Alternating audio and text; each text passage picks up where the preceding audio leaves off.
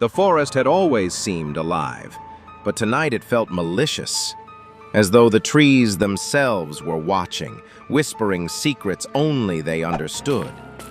We had set out for a short hike, just a quick escape from the noise of the city, but the moment we stepped onto the narrow dirt trail, the air grew thick, damp, and heavy with the scent of moss and rot.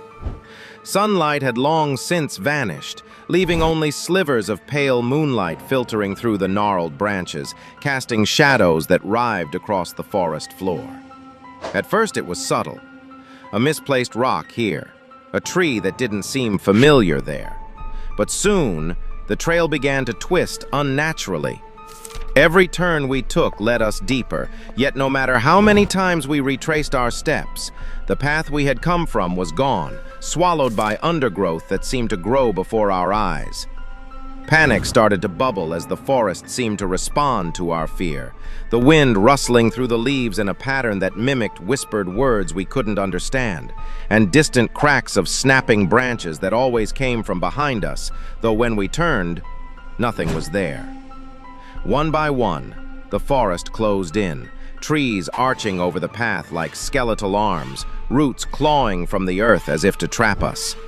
Our flashlights flickered, the batteries draining impossibly fast, and in the weak cones of light, we caught glimpses of shapes moving, thin, hunched figures, darting between the trunks, disappearing the moment we blinked.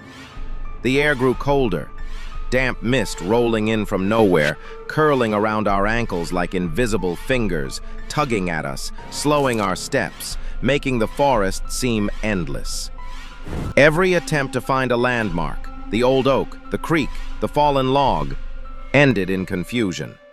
The same features appeared again and again, yet slightly altered, distorted, as if the forest was mocking us, reshaping itself to keep us trapped.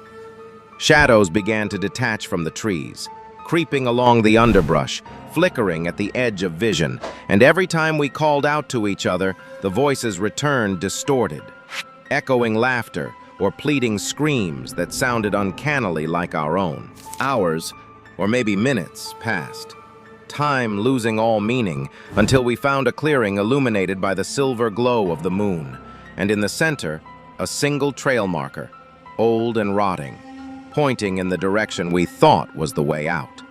Relief surged, but the moment we stepped onto it, the forest shifted violently.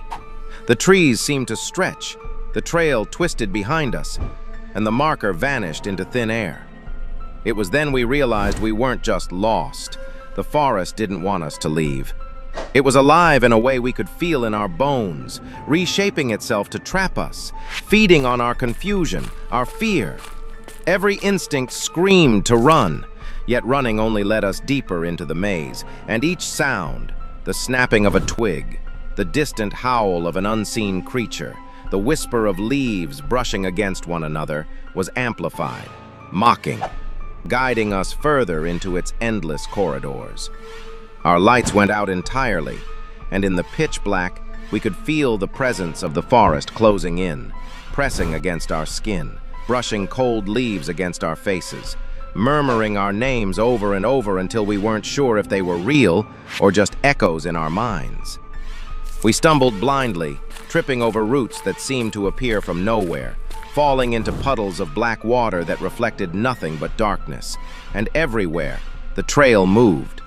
The path we thought we had memorized, the one that had felt familiar, twisted, stretched, vanished, leaving only the trees' silent, oppressive gaze. And then, when exhaustion and terror had nearly consumed us, we understood. The forest doesn't just keep moving the trail, it keeps moving us. Every turn we take, every step we try to retrace, we are already somewhere new, somewhere worse. The forest is patient, it waits, and it always gets what it wants.